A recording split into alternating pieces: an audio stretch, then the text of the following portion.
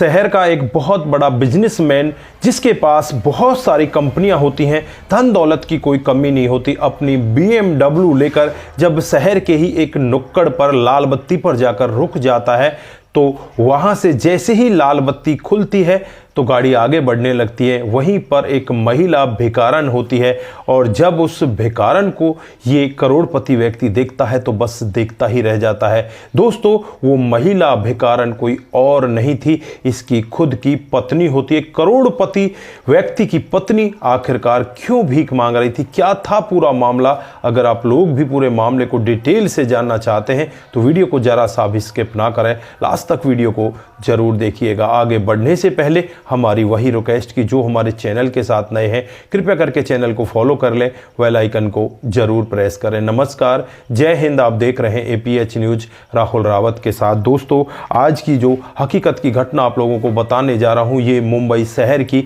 हकीकत की घटना है। यहां पर एक व्यक्ति जिसका नाम आर्यन मल्होत्रा होता है, उम्र जिसकी लगभग 40 से 42 साल होती है, वो अपनी BMW गाड़ी को लेकर जब मुंबई के ही एक रेड लाइट बत्ती पर जाकर पहुंचता है, जैसे ही अपनी गाड़ी आगे बढ़ाता है तो सामने इसे एक महिला दिखाई देती है। जो महिला होती है वो लोगों से भीख मांग रही होती है। दोस्तों, जब उस महिला के करीब जाकर देखता है तो इसे पता चलता है ये तो अनन्या है, अनन्या मल्होत्रा, जो कभी मल्होत्रा परिवार की बहू हुआ करती थी। आज इसकी हालत ऐसी कैसे हो गई? दोस्तों, गाड़ी को साइड में लगाता है और दौड़कर इसके पास पहुंच जाता है और यहाँ पर अनन्या से पूछने लगता है कि अनन्या, तुम्हारे साथ में हुआ क्या था? तुम उस रात अपने घर से चली क्यों आई थी और उसके बाद मैंने तुम्हें कहाँ कहाँ नहीं ढूंढा और तुम यहाँ पर इस तरह से हो? तो यहाँ पर अनन्या अपना मुंह फेर लेती है और मुंह फेर कर वो अपनी आंखें आंसुओं से भर लाती है और यहाँ पर लोग बागों की भीड़ जम जाती है। लोग बाग यहाँ पर देखने लगते हैं कि ये तो आर्यन मल्होत्रा है जो BMW गाड़ी से उतरा है और यहाँ पर ये इस महिला भिखारिन को कह रहा है कि ये तो मेरी पत्नी है। दोस्तों, यहाँ पर ये बात न्यूज में फैल जाती है, चारों तरफ न्यूज रिपोर्टर आ जाते हैं। न्यूज रिपोर्टर यहाँ पर इनसे बहुत सारी बातें पूछने का यत्न करते हैं। तो यहाँ पर जब आर्यन मल्होत्रा से पूछा जाता है कि तुम्हारी पत्नी के साथ में क्या हुआ है, ये यहाँ पर पहुंची कैसे, तो यहाँ पर आर्यन मल्होत्रा खुद अपनी पत्नी से पूछने लगता है कि तुम यहाँ पर कैसे आई? उस रात तो तुम्हारा जन्मदिन था, बहुत बड़ी मैंने पार्टी रखी थी, लेकिन तुम जन्मदिन को छोड़कर अचानक भाग क्यों आई? दोस्तों, होता कुछ ऐसा है, जो आर्यन मल्होत्रा होता है उसकी एक माँ होती है, यहाँ पर रोती हुई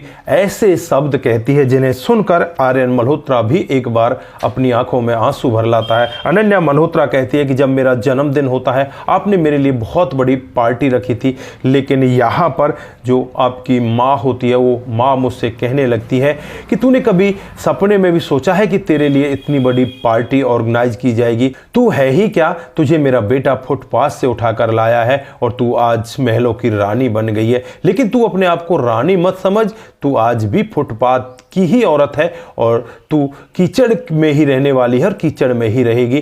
तू यहाँ पर कभी भी रानी नहीं बन सकती, मेरे होते हुए तो तू कभी रानी बन ही नहीं सकती। इस तरह के मुझे ताने मारती है। मैं यहाँ पर कहती हूँ कि माँ जी, आज मेरा जन्मदिन है, आज तो मुझे ताने मत मारो, लेकिन यहाँ पर वो रुकती नहीं और कहती है कि तू ज़्यादा बकवास करेगी तो तुझे धक्के मारकर यहाँ से निकलवा दूंगी। दोस्तों, उसके बाद यहाँ पर जो अनन्या मल्होत्रा होती है चुपचाप बैठ जाती है, लेकिन यहाँ पर जो आर्यन मल्होत्रा की माँ होती है वो इसे धक्के मारकर यहाँ से बाहर का रास्ता दिखवा देती है। अनन्या मल्होत्रा यहाँ से जाना ही नहीं चाहती थी, लेकिन वो मजबूरी बस यहाँ से चली जाती है, क्योंकि यहाँ पर उसकी जो सास है उसने उसे धमकाया था, उसे डराया था, कहा था कि दोबारा तू इस घर में आई तो तेरे लिए अच्छा नहीं होगा, तू तो जबरदस्ती हमारी प्रॉपर्टी पर राज करने के लिए आ गई है, तू है ही क्या? मैं अपने बेटे के लिए और पत्नी देख लूंगी। हालांकि जो आर्यन मल्होत्रा होता है वो इस अनन्या मल्होत्रा से बहुत प्यार किया करता और यहाँ पर उसे कुछ भी नहीं पता होता और उसकी पत्नी वहाँ से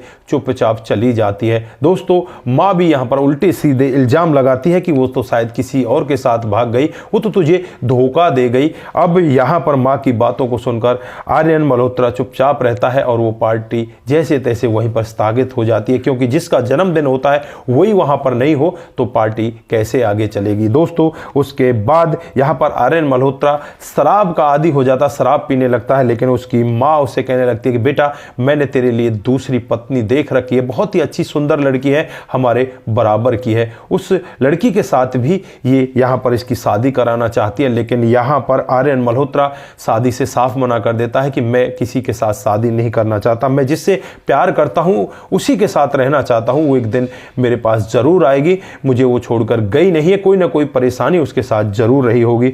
दोस्तों यहाँ पर जो आर्यन मल्होत्रा है वो शादी से साफ मना कर देता है और अपने आप को नशे में ढाल देता है। कई सालों तक इसी तरह से वो धीरे धीरे करके अपने जीवन को व्यतीत करने लगता है। कुछ दिनों के बाद ही जो उसकी माँ होती है इस जहां को छोड़कर चली जाती है। दोस्तों आज यहाँ पर आर्यन मल्होत्रा जब इस अनन्या मल्होत्रा को इस तरह के वेश में देखता है तो उसकी आंखें भर आती हैं, आंसुओं से उसकी आंखें भरी होती हैं और यहाँ पर अनन्या मल्होत्रा से कहने लगता है कि अनन्या अगर तूने एक बार मुझे बताया होता, एक बार तू मुझसे मिलकर आती तो ये दिन तुझे कभी भी नहीं देखने पड़ते। यहाँ पर अनन्या मल्होत्रा बहुत ही बुरी तरह से रोने लगती है और कहने लगती है कि बस मैं आपके जीवन में खुशियां देखना चाहती थी, मैं ये नहीं चाहती थी कि आपका जीवन कभी भी खराब हो और इस तरह से आपके जीवन में कुछ ना कुछ कमियां आए। मैं तो यही चाहती थी कि हमेशा आपका जीवन बहुत अच्छे से चले। दोस्तों फिलहाल यहाँ पर आर्यन मल्होत्रा अपनी आंखों में आंसू लेकर अनन्या मल्होत्रा को अपनी गाड़ी में बिठा लेता है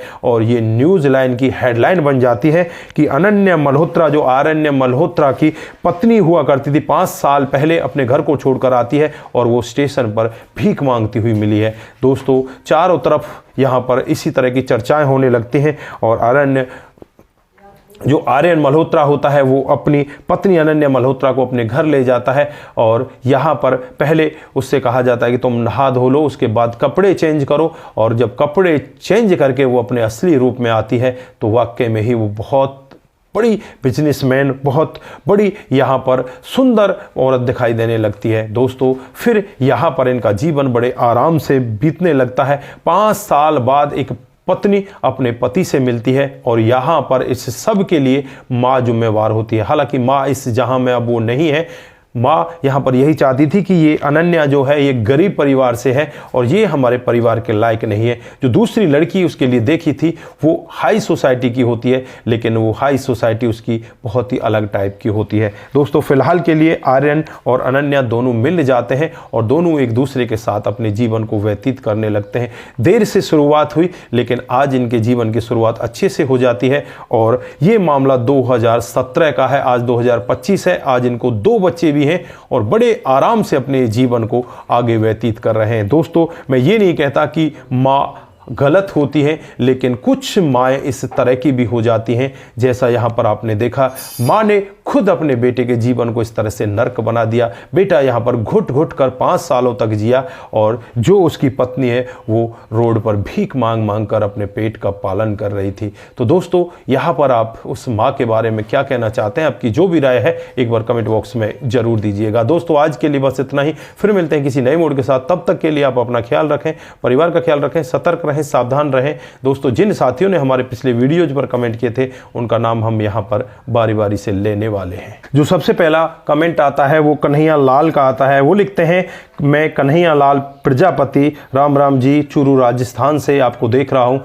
आपका बहुत बहुत धन्यवाद, आपकी कहानियाँ हमें बहुत अच्छी लगती हैं। आपके कमेंट के लिए आपका तहे दिल से शुक्रिया अदा। दोस्तों मोनू जैन जी वेरी नाइस, आपका भी दिल की गहराई से बहुत बहुत धन्यवाद। शंकर स्वामी जी आपकी कहानी बहुत ही अच्छी लग रही है, आपका भी बहुत बहुत धन्यवाद।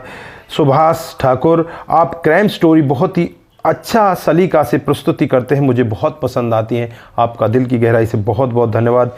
Rohit Singh ji oh my God एक क्या कर दिया, आपका कमेंट के लिए बहुत बहुत धन्यवाद। पुष्पा श्रीवास्तव जी जब शादी हो गई तब उसको छोड़ देना चाहिए था, आपका भी बहुत बहुत धन्यवाद। आर के राय जय श्री राम, आपका भी दिल की गहराई से बहुत बहुत धन्यवाद। कमल चौहान जी हमें लिखते हैं आपकी कहानी बहुत ही बेहतर होती है, आपका भी कमल जी बहुत बहुत धन्यवाद। आप लोग इसी तरह से हमारे साथ बने रहें, इसी तरह से आप प्यार दिखाते रहें। नमस्कार, जय हिंद, जय भारत।